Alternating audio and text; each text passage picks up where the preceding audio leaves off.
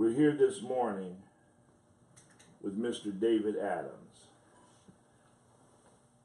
Mr. Adams is a resident of the historic African American community known as Edgemont. And good morning. Can I correct that? Yes, sir. It's Edgemont, Edgemont. not Mount. Okay, Edgemont.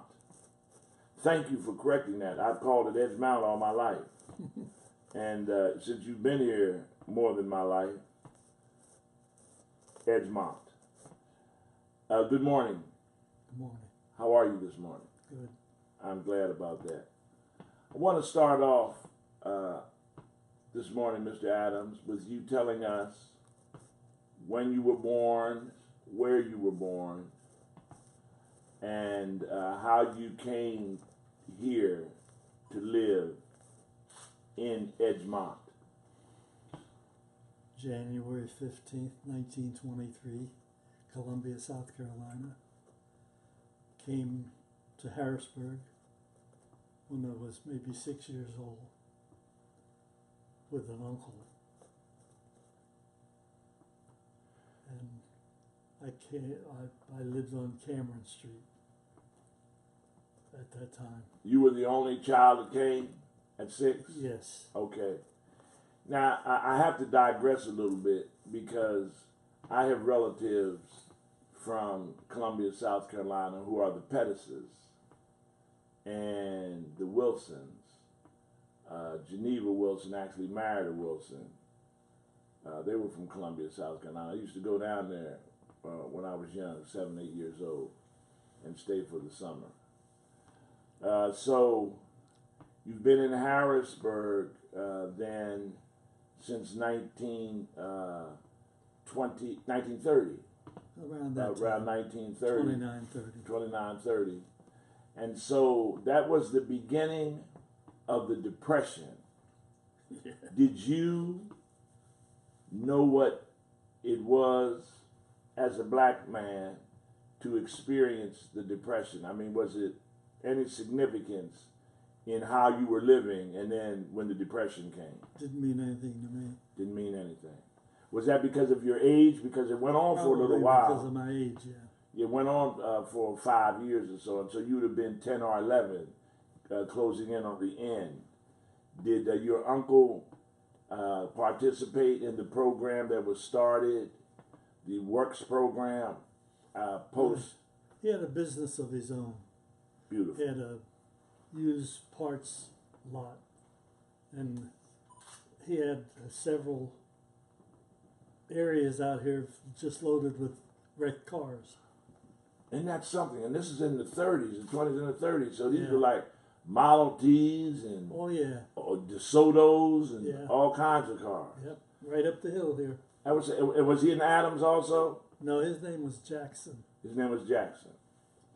So your work life in Harrisburg, when did you, first, where did you go to school? And then what was your work life post school and any kind of education? I started at Downey. And my high school was William Penn. I graduated in 41. After that, I got a job at Olmsted. Olmsted Air Force Base. Right, Forgot all about that. yeah. That was a big employer. Almost, I mean, at the Yes. time, bigger than Mechanicsburg. Oh yeah, quite a bit. Yeah, it was in Middletown, right? Right. Is that where they built the That's where airport? the Air Force is. Where the airport is now. Yeah, right. That's what I thought. Now, that's an interesting piece I had forgotten about. Olmsted Air Force Base. It was in Middletown, and that's where the airport is. I've forgotten all about that. And how long did you work there? A significant period of time? Yeah, got drafted into the Army and went over, well, started out in Mississippi. And, Mercy. That must have been different. it was different. In fact, when I was in the Army in Jackson, Mississippi, the head of the Department of Education in Washington asked the white colleges to open their doors to black students. And the editor of the Jackson Daily News wrote a front page editorial saying, "Go straight to hell." Wow. In fact, I wrote a letter. Of course, I didn't sign my name to it, but I wrote a letter to the editor, letting him know how I feel. I have a copy of it here. Oh, mercy. That didn't co-align with the song. I don't know if Glenn Campbell did it or who did it. Going to Jackson. That was a song at one time, popular song. And so that was around 1948 or so when you went to the service. Yeah, around that time. Okay, did you stay 2 years, the regular 2 years before you came So I home? was in 2.5 years. Okay. 20 months of the 30 months was spent overseas. Where at? In Europe, All through Europe? yeah. Okay. Did you find any place that was really hospitable to you and that you really might have wanted to live in contrast to what was going on in the United States? I can't say I did, but you know, what did I know? Young man, Yeah. young man.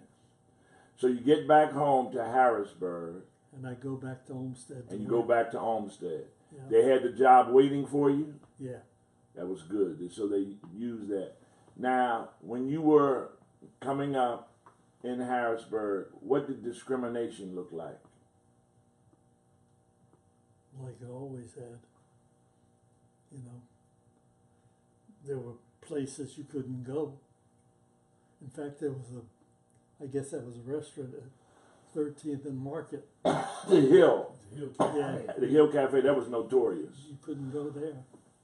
Yeah, that was notorious. That was all the way up into the 70s and 80s almost. Yeah, right. That's where what's her name had didn't that Hill they had something to do with I can't think of her name now. She's passed, but she's on the Human Relations Committee. She used to raise Cain. Yeah. What was that lady's name? I can't think. Yeah. It'll come to me. Okay. So, when did you move to Edgemont?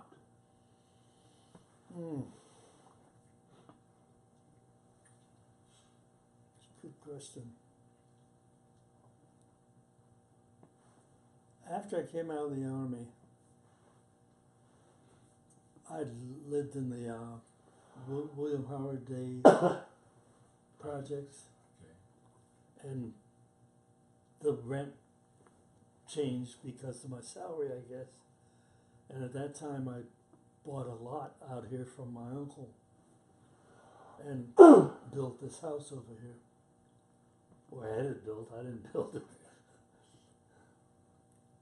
So that was in the 50s, early 50s, I'd say. Okay. I've been out here. Yeah, so you've been out here for more than 60 years now. Yeah, right. Now, this is a question that we've asked all of our participants in our centenarian calendar. Did you ever think that you would see an African American president? No. Of course, they were called colored, but colored, Negro, Yeah, different names. yeah, black. Yeah. Never thought you would see one. Oh, no. And then when you did you believe it? Yeah, I had to believe it. Okay, It was there. he was there. What are your impressions about the Obama presidency? Just as a standalone, not in comparison with any others, just how you felt he did. I think he did very well. Yes, it's true. It's very true. No president can accomplish everything, No, but there was no drama, no scandals, that's right. nothing. A beautiful family of a Harvard-educated husband and wife with 2 beautiful children, Yeah, and he had his mother-in-law living with him. right. It was just over the top when you consider it. That's right. When you consider it was over the top. So, can you share with us life lessons that might have contributed to your longevity? I don't quite know what you mean. I mean, how do you think you've lived to be such an old age? I've wondered about that myself. And to be so coherent and I mean, really very active for a 94 years. Right. My mother passed at 93, and she was sharp, but her body was slowing down. Her name was Inez Scott. But Where she live? well, she lived with me. I was in Baltimore for 20 years. She just lived with wondered. me the last 17 years. There were some Scots that lived right down here. Yes. Yeah, I know the Jacksons over there, and I know everybody. I mean, I know Baxter's because I've been with Reverend Belgian Baxter, and then Wayne Baxter and I are very close friends as well as his brothers, Yeah, Nathan. I remember Reverend Baxter. Yeah, and his Yeah. wife. Yeah, they were good people. Yeah. And so, just some of the things, you know, you've wondered about it, but like, tell us your daily routines. I mean, what do you eat? Regular meals. Nothing special, you know. Do you stay away from anything? I mean, do you have diabetes or No, you don't have any of that? Isn't that something? no. I never drank or smoked, so Aha! that has something to do with it. That's a big contributing factor. You never smoke or drank. Maybe I better take that back. I got drunk one time. Okay.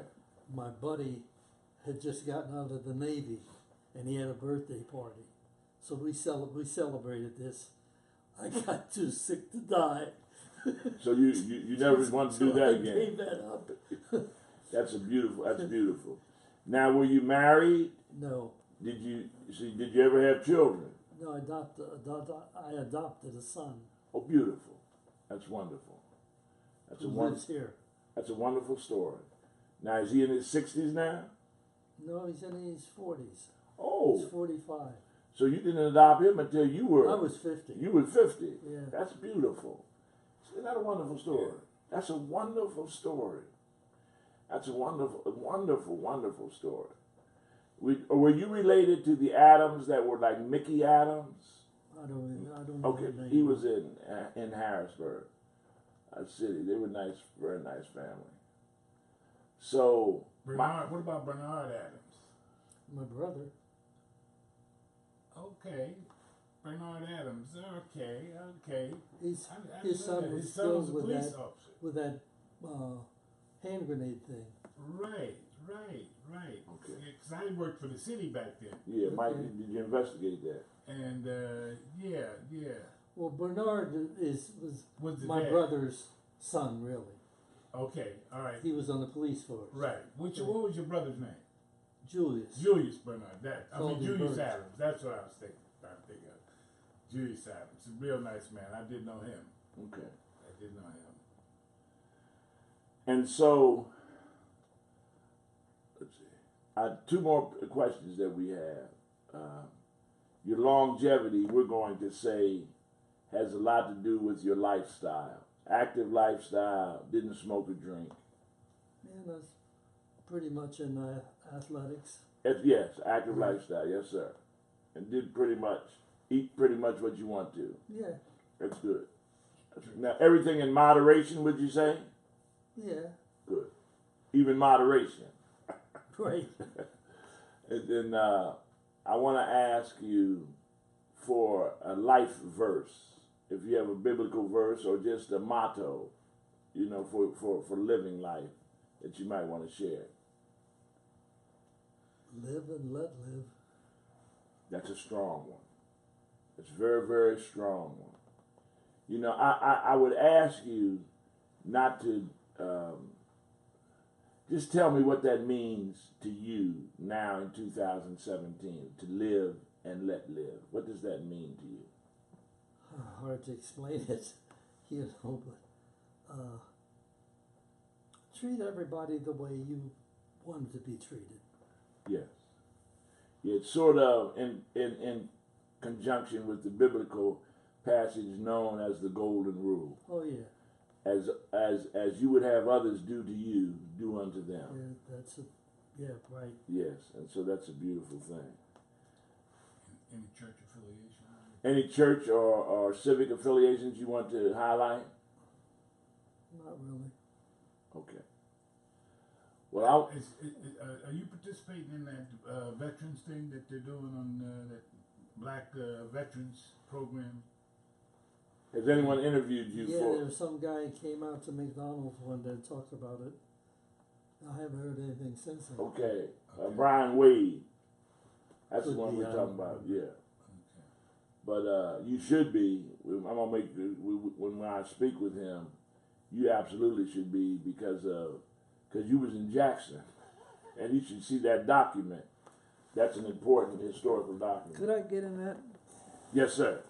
Hold it. I'm going to stop this. Whenever Let you me ask you one more question, Okay. and then we'll conclude with this.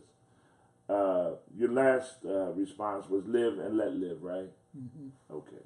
I want to thank